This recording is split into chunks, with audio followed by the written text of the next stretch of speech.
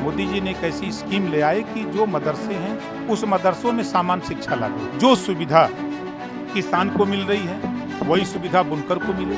और जिस दिन से अल्पसंख्यक विभाग हमको मिला है तो मुसलमान भाई भी खुश हैं कि एक मजबूत नेता के हाथ में कमान गई है। मोदी जी के नेतृत्व में 7 साल में आप बताइए कि पूरे 75 जिले में कहीं दंगा हुआ, कहीं कर्फ्यू लगा।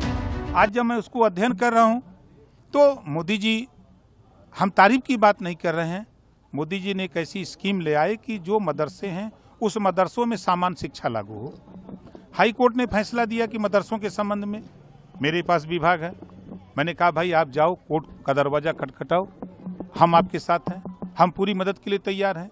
हम चाहते हैं कि जो सुविधा किसान को मिल रही है वही सुविधा बुनकर को मिले। जो योजनाएं किसान को छूट मिलती है वही छूट उसी तरह की बुनकरों को मिले। जो सुविधाएं केंद्र और प्रदेश सरकार की हों उन योजनाओं का लाभ सबको मिले, यही हमारा मकसद है। विभाग मिला है पंचायती राज, प्रधान जी लोग बहुत खुश हैं, ऐसा देख रहे हैं। और जिस दिन से अल्पसंख्यक विभाग हमको मिला है तो मुसलमान भाई भी खुश हैं कि एक मजबूत नेता के हाथ में कमान गई है, ये नेता कुछ करेगा।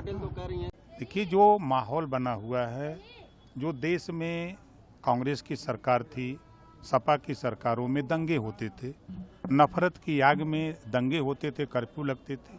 ऐसा नहीं था खाली मुसलमान प्रभावित होता था, सभी जाति धर्म के लोग प्रभावित होते थे। तो योगी जी के नेतृत्व में 7 साल में आप बताइए कि पूरे 75 जिले में कहीं दंगा हुआ, कहीं कर्फ्यू लगा।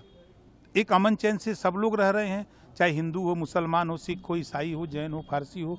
और दूसरी चीज़, जो केंद्र की योजनाएं हैं, जो भी प्रदेश की योजनाएं हैं, जो भी योजनाएं बन रही हैं, कोई योजना पे तो ये नहीं लिखा है कि ये मुसलमान को मत देना, ये हिंदू को मत देना, ईसाई को मत देना।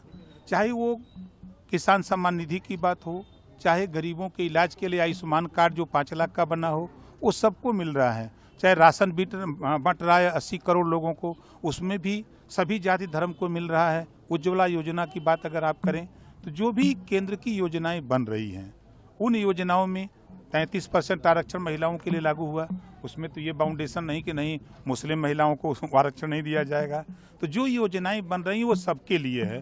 तो जो नफरत की बात है, आज मैंने जैसा आपने सवाल किया कि मंत्री बन करके आप पहली बार बनारस आए, मंत्री बनने के दूसरे दिन ही अधिसूचना जारी हो गई चुनाव आयोग की, चुनाव की।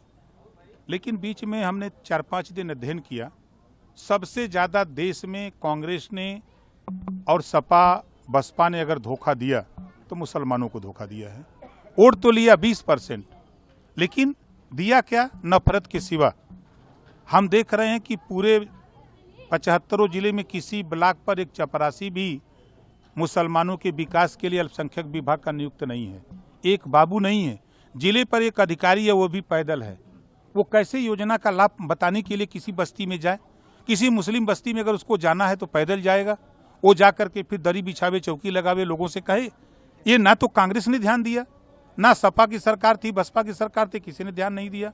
आज जब मैं उसको अध्ययन कर रहा हूँ तो मोदी जी, हम तारीफ की बात नहीं कर रहे हैं, मोदी जी ने एक ऐसी स्कीम ले आए कि जो मदरसे हैं उस मदरसों में सामान्य शिक्षा लागू हो।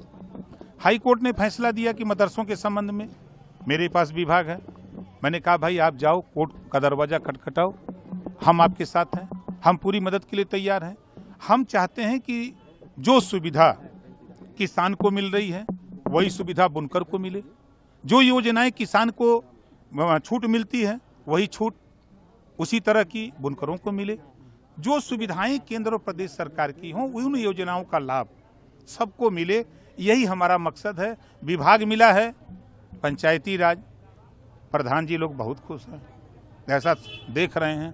और जिस दिन से अल्पसंख्यक विभाग हमको मिला है तो मुसलमान भाई भी खुश हैं कि एक मजबूत नेता के हाथ में कमान गई है, ये नेता कुछ करेगा।